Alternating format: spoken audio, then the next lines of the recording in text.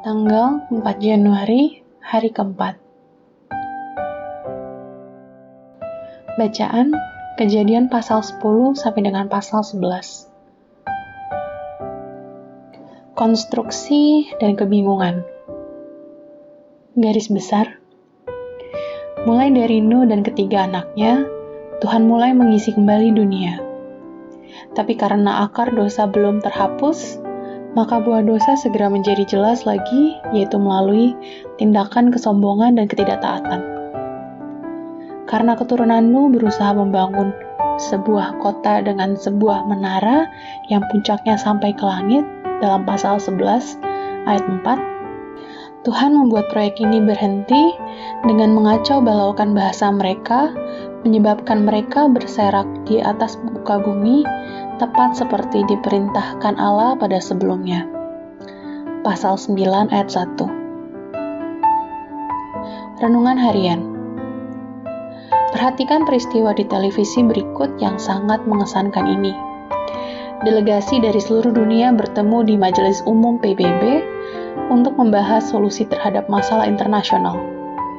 Sebagian besar memakai headset agar mereka mendengar kata-kata pembicara yang diterjemahkan ke dalam bahasa asli mereka.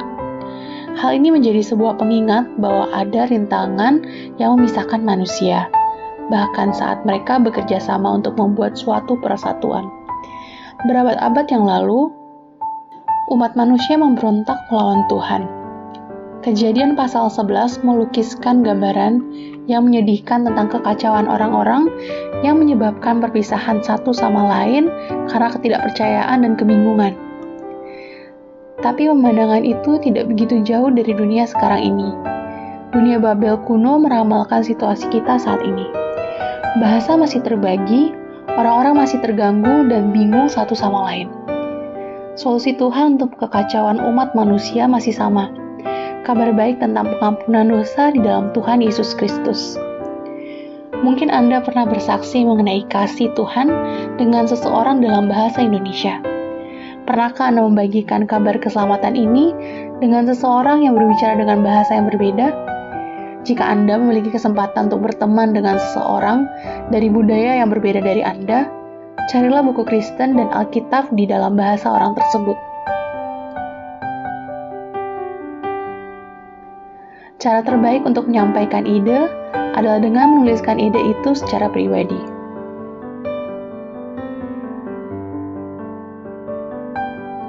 Pendalaman.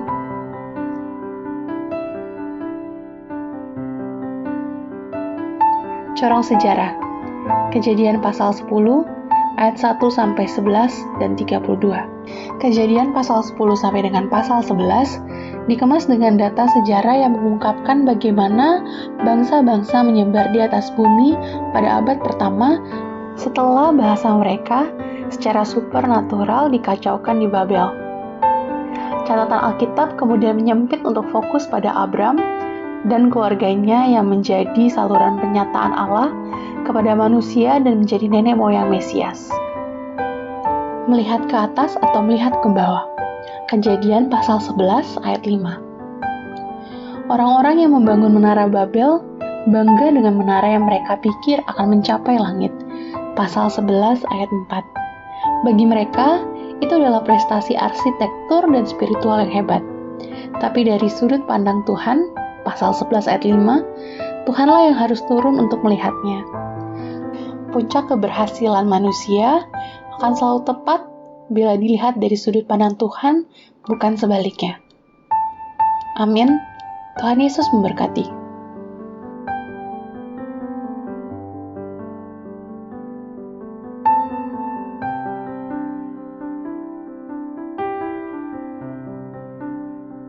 Kejadian pasal 10. Inilah keturunan Sem, Ham dan Yafet, daftar bangsa-bangsa anak keturunan Sem. Setelah air bah itu lahirlah anak-anak lelaki bagi mereka. Keturunan Yafet ialah Gomer, Magog, Madai, Yawan, Tubal, Meseh, dan Tiras. Keturunan Gomer ialah Askenas, Rifat, dan Togarma. Keturunan Yawan ialah Elisa, Tarsis, orang Kitim, dan orang Dodanim. Dari mereka inilah berpencar bangsa-bangsa daerah pesisir. Itulah keturunan Yafet, masing-masing di tanahnya dengan bahasanya sendiri menurut kaum dan bangsa mereka. Keturunan Ham ialah Kus, Misraim, Put, dan Kanaan.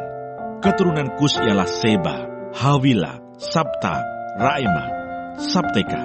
Anak-anak Raima ialah Seba dan Dedan. Kus memperanakkan Nimrod. Dialah yang mula-mula sekali orang yang berkuasa di bumi. Ia seorang pemburu yang gagah perkasa di hadapan Tuhan.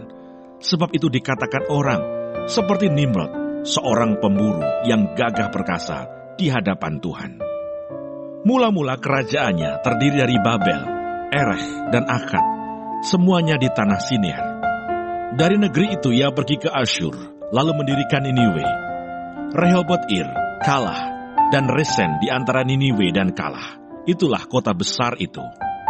Misraim memperanakkan orang Ludim, orang Anamim, orang Lehabim, orang Naftuhim, orang Patrusim, orang Kasluhim, dan orang Kaftorim. Dari mereka inilah berasal orang Filistin. Kanaan memperanakkan Sidon, anak sulungnya, dan Het, serta orang Yebusi, orang Amori, dan orang Girgasi, orang Hewi, orang Arki, orang Sini, orang Arwadi, orang Semari, dan orang Hamati. Kemudian berseraklah kaum-kaum orang Kanaan itu. Daerah orang Kanaan adalah dari Sidon ke arah Gerar sampai ke Gaza, ke arah Sodom, Gomora, Atma, dan Seboim sampai ke Lasa. Itulah keturunan Ham menurut kaum mereka, menurut bahasa mereka, menurut tanah mereka, menurut bangsa mereka. Lahirlah juga anak-anak bagi Sem, bapa semua anak Eber, serta abang Yafet. Keturunan Sem ialah Elam, Asyur, Arpakshad, Lut, dan Aram. Keturunan Aram ialah Us, Hul, Keter, dan Mas. Arpakshad memperanakkan Selah, dan Selah memperanakkan Eber. Bagi Eber lahir dua anak laki-laki. Nama yang seorang ialah Peleg, sebab dalam zamannya bumi terbagi, dan nama adiknya ialah Yoktan. Yoktan memperanakkan Almodad, Selef, Hasarmafet dan Yerah, Hadoram, Usal dan Dikla, Obal, Abimael dan Sheba, Ofir, Havila dan Yobab. Itulah semuanya keturunan Yoktan. Daerah kediaman mereka terbentang dari Mesa ke arah Sefar, yaitu pegunungan di sebelah timur. Itulah keturunan Sem menurut kaum mereka, menurut bahasa mereka, menurut tanah mereka, menurut bangsa mereka. Itulah segala kaum anak-anak Nuh menurut keturunan mereka, menurut bangsa mereka. Dan dari mereka itulah berpencar bangsa-bangsa di bumi setelah air bah itu.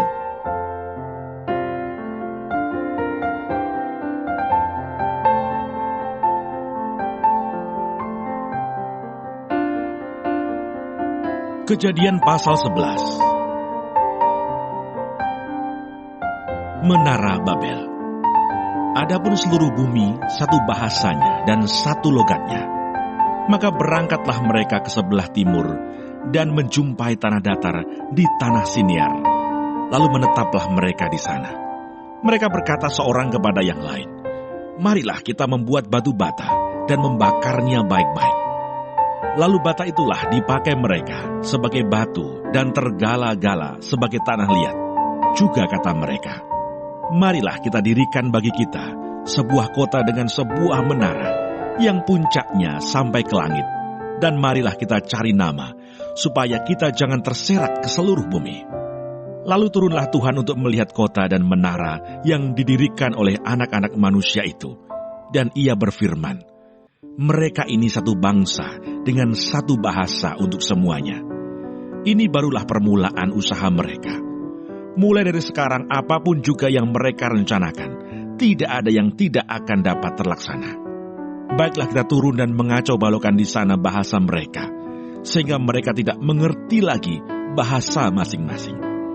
Demikianlah mereka diserakkan Tuhan dari situ ke seluruh bumi, dan mereka berhenti mendirikan kota itu.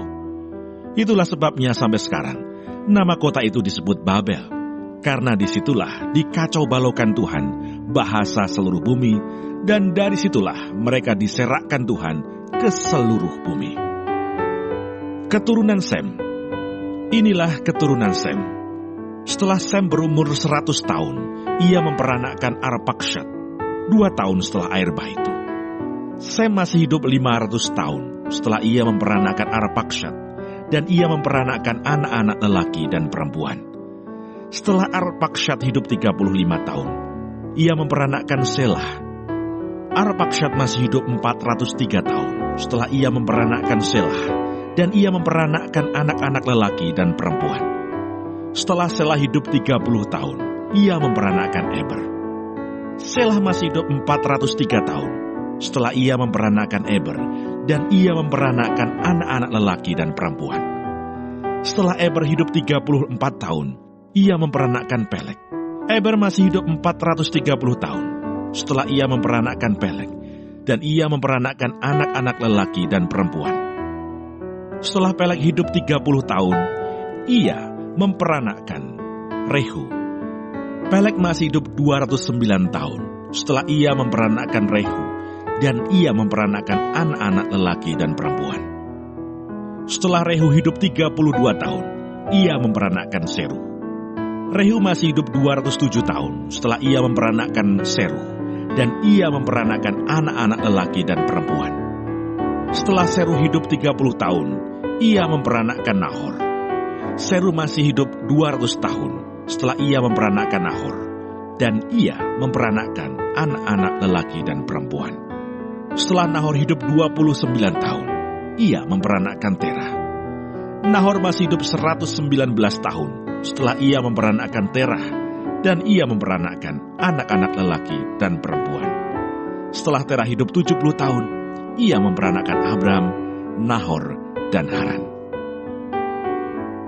Daftar keturunan Terah. Inilah keturunan Terah. Terah memperanakkan Abram, Nahor, dan Haran memperanakkan Lot.